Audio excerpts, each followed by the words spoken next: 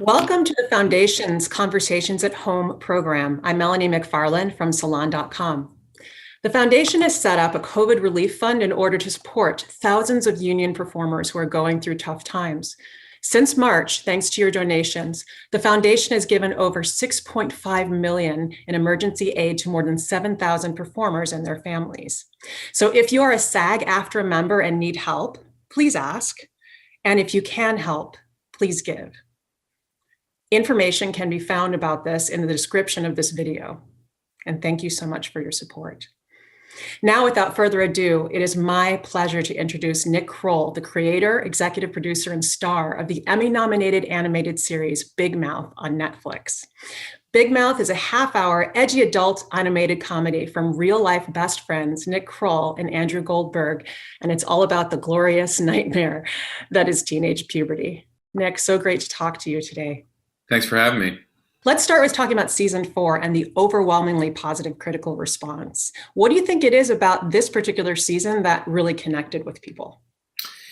Well, I think we found in doing now 4 seasons that have come out of the show, when we really try to tackle a specific theme and overarching idea for the season, it really benefits us. And so season 2 was a deep dive into shame, as exemplified with the Shame Wizard voiced by David Thewlis. And in season 4, we really decided to focus on something that we were seeing amongst kids that we were talking to who are going through puberty or in adolescence right now, and thinking back to what it was like for us when we were going through it. And that the theme that emerged was anxiety. And I think that the critical response and the response that we got from viewers that we spoke to or online was, I think people really understood what this whole season was about and identified with the feelings of anxiety that they're dealing with right now, and really gave us a very good roadmap and blueprint for which to tackle stories and have different characters and kids dealing with their versions of anxiety as it would manifest inside of each of them.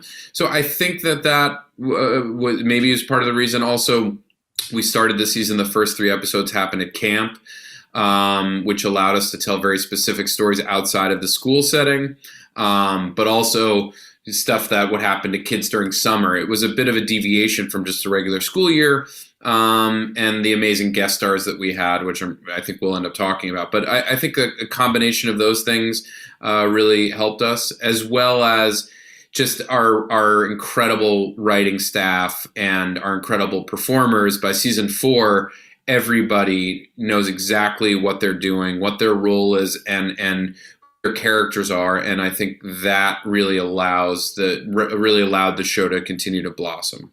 Mm-hmm. As you were saying, anxiety is so specific to going through puberty, but I also found it interesting how much this particular season spoke to people during 2020, when we're all in quarantine and anxiety is underlying everything. And I'm curious to know whether, as the season premiered, if you got some feedback in that regard, not just in terms of I went through this as a teenager or a preteen, Sure. But I'm going through it right now. Yeah. Yeah. Well, the show takes about 1.5 years to make from when we begin writing it to when it comes out. So we had not predicted that we would be in the middle of a year-long pandemic, lockdown, and ongoing pandemic. So we couldn't have foreseen that. But because the show was about anxiety, and one of the reasons we had sort of chosen that as a topic is we knew that there would be the national election in 2020, and we figured that would be anxiety inducing.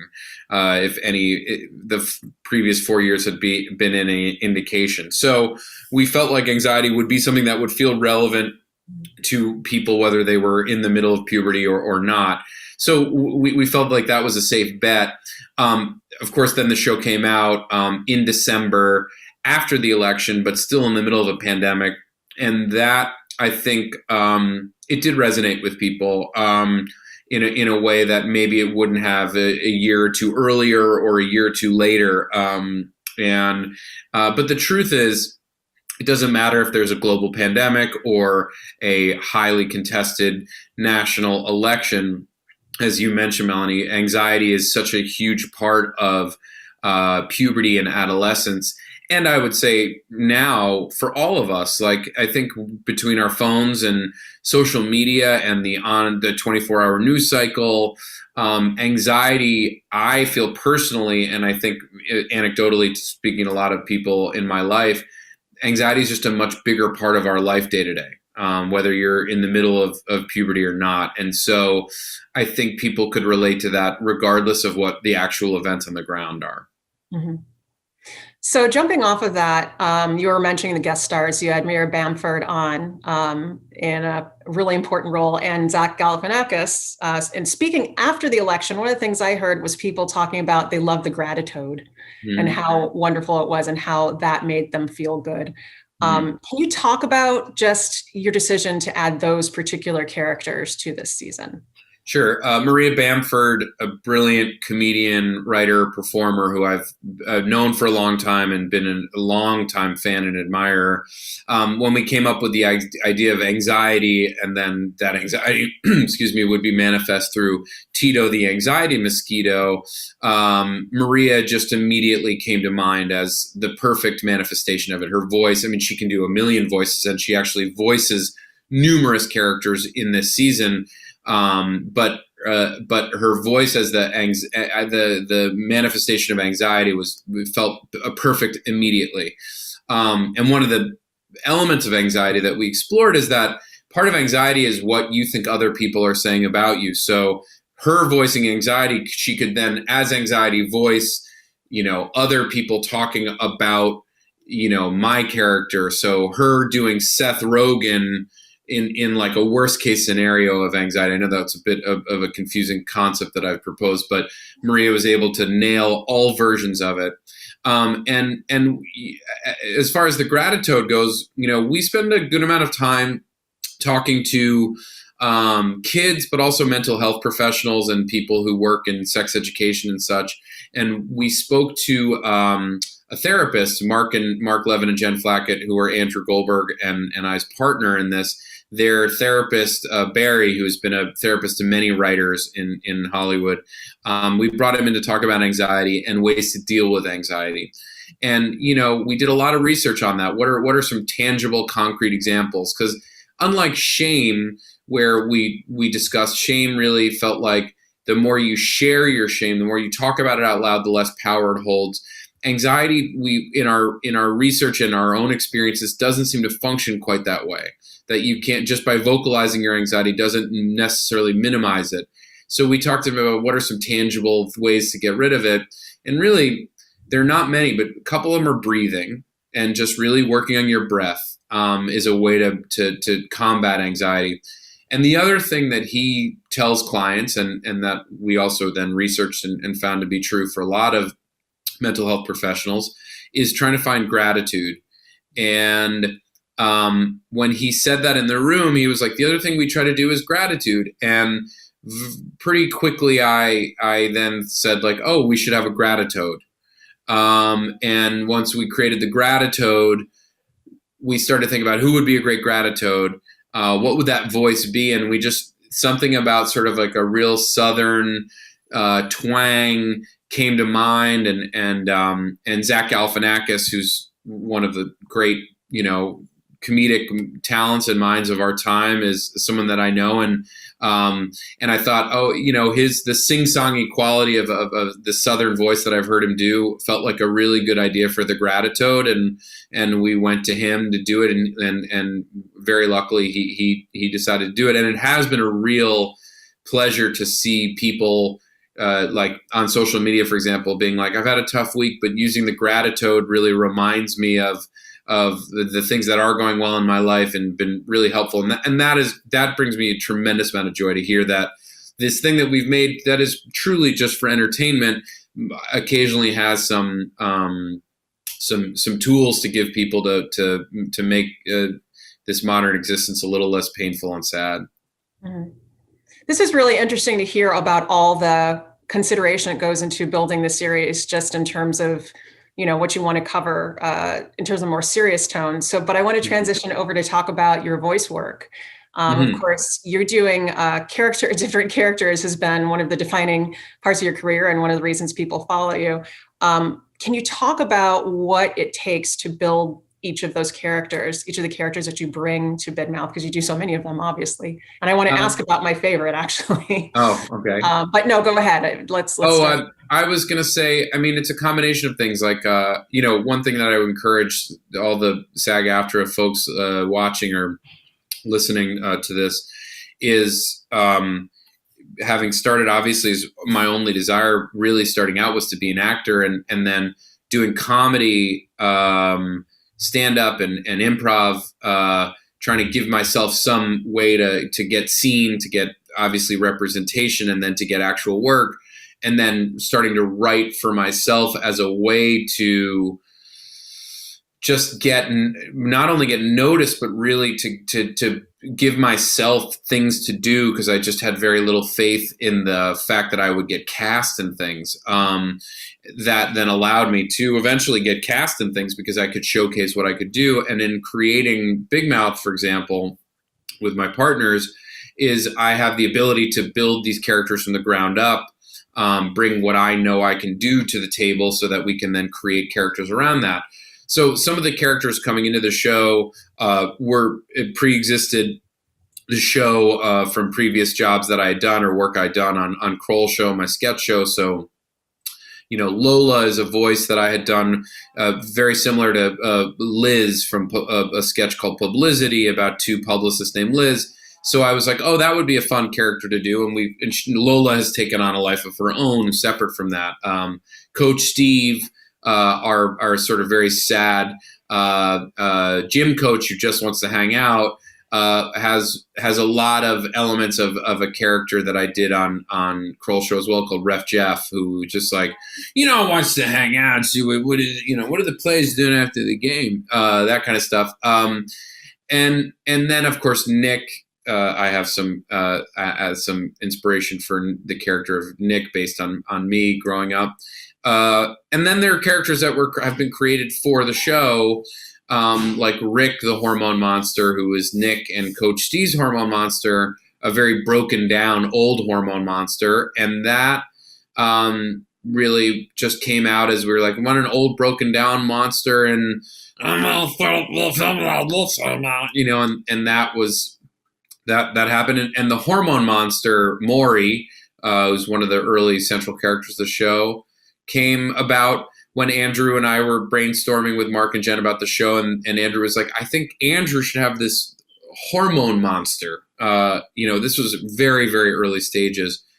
And I immediately looked at him and said, touch yourself, Andrew. And it became so for me personally, oftentimes there's a first instinct that a voice becomes the voice for the show, for the character. And then over time, I start to find the quirks and elements of it that I can continue to hopefully build and fine tune and specify that only, time and experience in living inside of the character can allow for. I'm glad that you mentioned Lola, because that was the one that I was going to ask about. Particularly, she was such a great contrast in this entire season about anxiety and confidence, and she has never had anything but utter confidence in herself. Well, it's an outward confidence with it like inner pain. I weirdly, I love Lola. I voice her. I love improvising as her.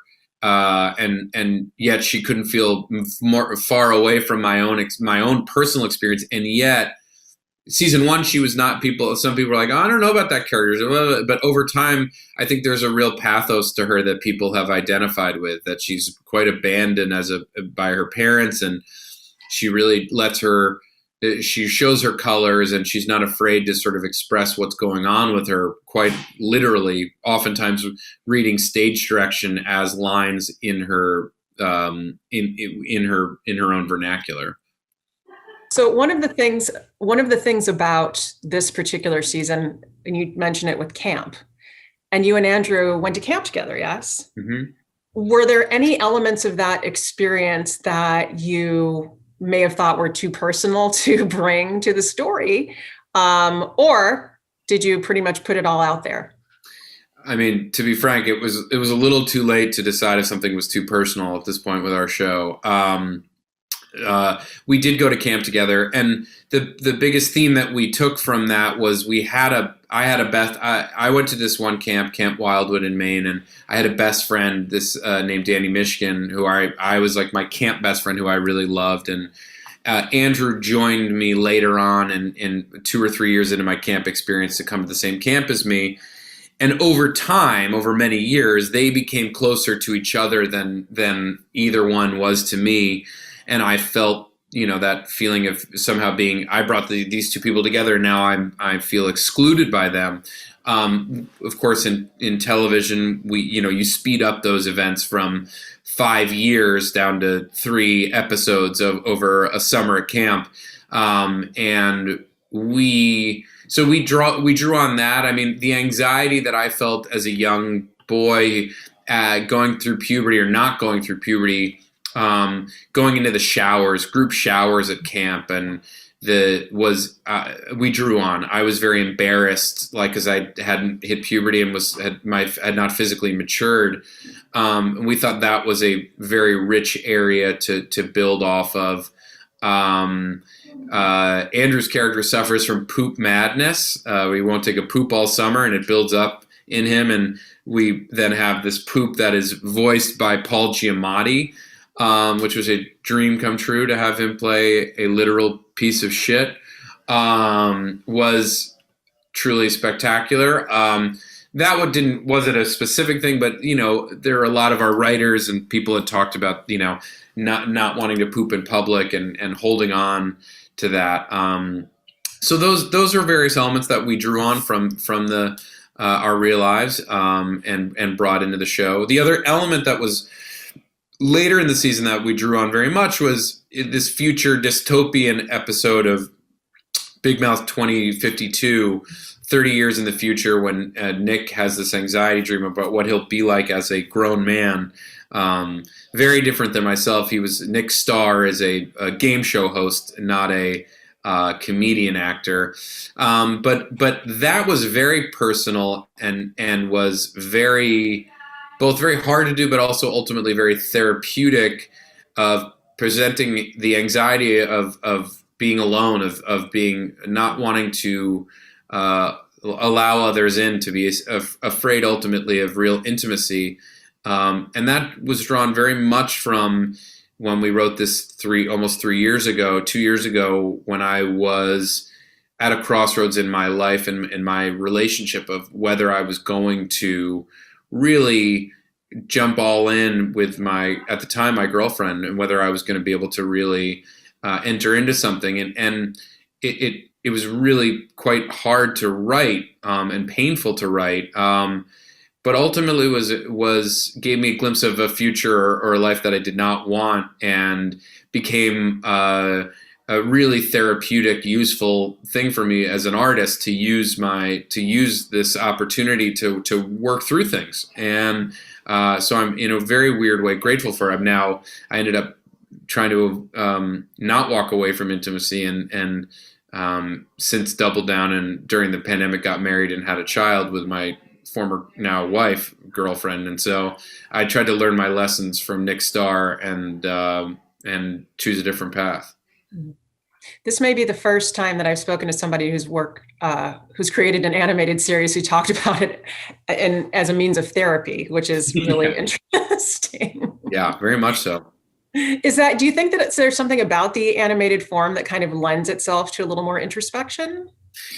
I mean, I think every show is different. I think this particular one, for us, collectively, all the amazing writers we have and writers and producers and actors, I think our particular show, because puberty is such a personal and really vulnerable and formative experience in your life, that I think once we realize that the bigger the feelings and emotions that we wrote about and expressed on in the show, it would actually allow us to have bigger, more risky, insane jokes. I really think that one benefits the other, but both ways, and so we really leaned into that. And I think we, in particular, I'll speak for myself and say that I have found to the experience to be that much more gratifying to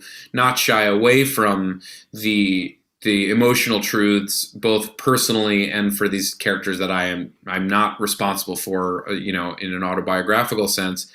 I have found that what in specific answer to your question about animation, animation is incredibly personal in the way our show is done, but also because they're drawn characters, because it's animated, you can get away with a lot more, and you can get away with perhaps being more I could get away with being more autobiographical in an animated sense than I might be as myself, where it's the actor Nick Kroll portraying a man who looks like him and is based on him. It has allowed me to feel more free to be more vulnerable and intimate with my character than I might be in live action. Mm-hmm, mm-hmm. I want to return to you mentioned, we talked about several of the guest actors who appeared and lent their voices to Big Mouth. Mm-hmm. What is it that you are looking for when you want to cast a particular role, either as someone who's a recurring guest voice, or someone like Paul Giamatti coming on and doing kind of a one-off kind of thing? What do you look for? I mean, you're looking. It's hard because so much of this particular show is cast from personal relationships. So Seth Rogen mentions to me, I like the show. If you ever had anything great, then we're writing the show and we're like, well, we want a best friend at camp. And it's like, well, this might be a great opportunity to use Seth because it feels like he could have been at camp with us. Or we have a British counselor at camp, and it's like, well, who would be a fun, for some reason, summer camp is filled with Brits who work there for the summer as a way to get to the States. I know John Oliver, and I'm like, oh, he's a perfect British counselor to put in there. Paul Giamatti and I did not know. Maria Bamford I knew. Zach Galifianakis I knew. Sterling K. Brown I have met but don't know personally. He plays a British boyfriend of Jesse's in The City. He was a pure casting. I mean, I think ultimately you're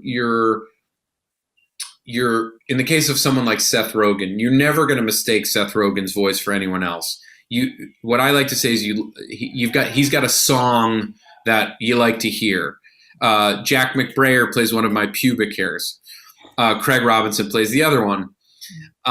They both have songs that Jack McBrayer has a song that is his voice, and you don't know exactly what you're going to get, but you like that song. You want to hear that song. Tracy Morgan, people like that. Those people have a very specific voice that they do, and you just love it. Then there are people like myself who, the Nick Kroll voice is not necessarily the song that everyone always wants to hear, but they want to hear me do characters. So I think you really have to figure out, do you as a performer have a voice that is the song that people want to hear, or are you more of a character person who is going to take on different tones and levels, like a Maria Bamford can take on all these different voices and characters. Maya Rudolph obviously is the most versatile performer that I've ever worked with, who, we hired originally to play my mother because she just we knew she could do something interesting with it. And then she becomes Connie the Hormone Monstress, and then does scores of other voices inside of the show. So I would say, if you're a performer and you want to get into voiceover, I think really trying to create a unique voice for yourself is a great way to do it, and or have a real grasp of different kinds of voices, and not only accents, but playing with different levels inside of it, speech impediments, just different small ways to make things unique. And I think the goal, for at least for our show, is how, or I would say for my broader work, I'll speak for myself personally, is how do you make something that feels both fun and literally cartoonish, but is also grounded, where you are able to really bring some real human emotion and pathos inside of these performances. Well, I think that really just speaks volumes about why Big Mouth is so appealing. So thank you so, so much for chatting with me today. I really appreciate it. And I hope lots of people watch and rewatch Big Mouth on Netflix. Thanks, Melanie. Appreciate it. Take care.